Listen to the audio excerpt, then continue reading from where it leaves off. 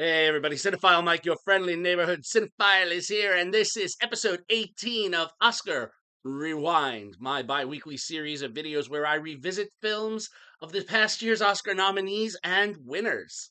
My hope is that you will discover a new, older favorite, or maybe revisit a film you haven't seen in a while.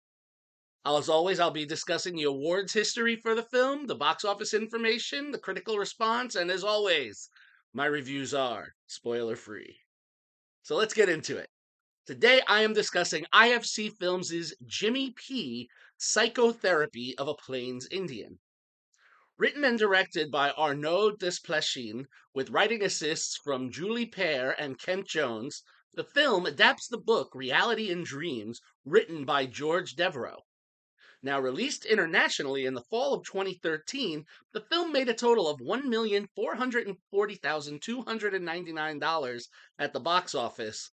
Then, early in 2014, in February, they did a small domestic run where they added an additional $30,283 for a worldwide take of $1,470,582. Now, critically, Jimmy P sits with a critical rating of 52% from 33 reviews and an audience score of 41% from over 250 audience reviews. Now, I had not heard of this film before, and you're probably thinking, I have never heard of this one. Well, how did it end up on Oscar Rewind? Jimmy P. Psychotherapy of a Plains Indian is here because it was the feature film debut of one of this past season's most nominated and winning performers, Lily Gladstone, who was nominated for her heartbreaking portrayal of Molly in Killers of the Flower Moon. Now, while Jimmy P did not receive mainstream awards recognition on this side of the pond, it did elsewhere. Sadly, of all of the nominations that the film received, it did not have any wins, but at the César Awards, France's version of the Oscars, it was nominated for three. It was nominated for Best Film, Best Director, and Best Adapted Screenplay. Additionally, the film was nominated for 5 awards at the Red Nation Film Festival, again for Picture and Director, as well as adding 3 acting nominations for Michelle Thrush for Best Actress, Misty Upham for Best Supporting Actress, and Best Actor for our lead, Benicio del Toro, in his role of Jimmy P. Desplechin was also a Palme d'Or nominee for the film at the Cannes Film Festival. So, what is it about? Jimmy P opens with Jimmy, played by Del Toro, asleep on the couch being roused by his sister Gail, played by Thrush, in the year 1948, and we learn that we are in Browning, Montana. Gail is taking Jimmy to a hospital as a result of some medical conditions that he is experiencing, including periods of blindness and headaches. These are attributed to a head injury he sustained when he fell off a truck while serving his country in World War II in France. Being taken, based on some advice, to a specialist in Topeka, Kansas, they hope they can find out what's wrong. But through a thorough examination, the doctors can find nothing wrong with him. They sit around and discuss the case and the physical attributes, and they begin to wonder, well, we're not seeing anything. Maybe Jimmy is psychotic. But one of his other doctors references to the group, well, he is an Indian. Specifically, Jimmy is a member of the Blackfoot tribe, and these doctors, as they say in so few words, maybe not as discreet, but basically, they don't know how to diagnose him or treat him. So they agree on another tact. They call in psychoanalyst and anthropologist Georges Devereaux, played by Mathieu Amalric.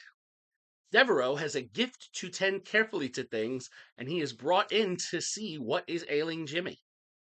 What will follow is a 90-minute therapy session that takes place over the course of an unspecified time, this coming in about 30 minutes into the movie's start.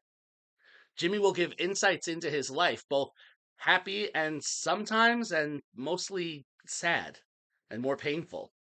We'll see flashbacks of some events that occurred while he was serving, interactions with his ex-wife, relations with his family, and all is meant to discover what might be causing these health issues, as no machine is able to figure out what's going on. And this film will go on like a slow burn character study, and the ending may leave some divided. Overall, I had mixed feelings about this film. Now, it is based on an informational text. George Devereux was, a real individual who wrote this book based on this study of Jimmy at the American Indian post World War II. Does it work as a film? Hmm. Let's look at a few things. First, let me talk about the performances.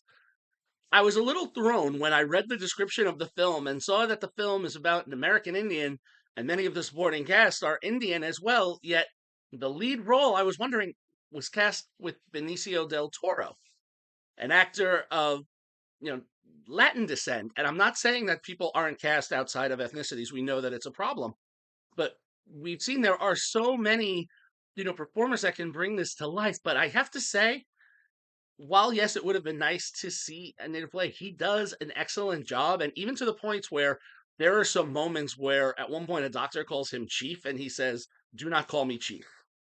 Call me sir, call me Jimmy." So at least the film tries to placate some of those issues that pop up.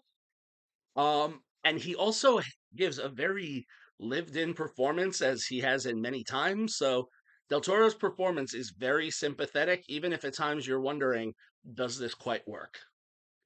Now, as Devereaux, Amalric gives Del Toro a nice toe to toe. The third performance that I feel should I reference, because we are talking, the reason this film is here is for Lily Gladstone. She's why we're here. But mini spoiler, and this is the case with many actors when they reference their first feature film, she's in a blink and you'll miss it moment. She plays one of the friends of Jimmy P, who, and I won't spoil too much, but in a flashback scene, provides Jimmy with some not so great news. And however, even though she maybe has one or two lines of dialogue and the rest is played where we see Lily's character speaking and the voiceover from Del Toro, everything that she puts here gave a very clear indicator the same things we've seen. She doesn't need dialogue to show the emotion that she's doing, which she does this very well. Now, aside from the performances by Del Toro, Amalric, I want to say Gladstone, but again, it's a poof and it's gone. I really don't feel that there's much cinematically to highlight. The scenes between Jimmy and Devereaux are the most engaging when they're presenting their views on the very topic, so when they're going back and forth in the sessions. But we often get disrupted by these to see a flashback or, well, the session's over, I'll see you tomorrow, and let me follow either one of them into their lives. And you almost wonder if the script wouldn't have been better served to just put the two of them in the room having a series and visiting them over the series of visits. That's where the story and the tension comes out. And unfortunately, with all the extra stuff added, it kind of felt a little flat where they could have had a nice build. You almost wonder if this film wouldn't have worked better as a stage play with just the two leads. However, that being said, the content, I have to say, Desplechin does a very nice job of not sanitizing everything. The way that they, present the case, the way the back and forth conversation goes with the psychoanalyst, it seemed very realistic. Again, I think a two character play might have served the material better. So there it is. For me, Jimmy P. Psychotherapy of a Plains Indian, I only give it 2 stars. I guess you could say I give Del Toro and Amalric each one of the stars for their fine performances. And again, kudos for not, trying to sanitize very heady topics that I didn't fully discuss here for want of spoilers. Because there are some of you that are big Del Toro fans, or maybe you're an Amalric fan. I know I loved him in the James Bond franchise. Or you want to see what Lily Gladstone did in that first role. So if you want to catch Jimmy P, as of this recording and posting, it is streaming exclusively on AMC Plus. All right. I hope everyone is enjoying Oscar Rewind. Is there a film that you're hoping I'm going to get to? Let me know in those comments. You never know. I may invite you to come and review it with me. Now, if you like what you heard here, please subscribe to the channel, spread the word. You can follow me, Cinephile Mike, on all social media platforms and on Letterboxd. And you can connect with me through my website, cinephilemike.com, where also you can find exclusive print reviews of all of the summer's new releases. Happy watching, everyone, and until next time, this is Cinephile Mike saying take a break and watch something new.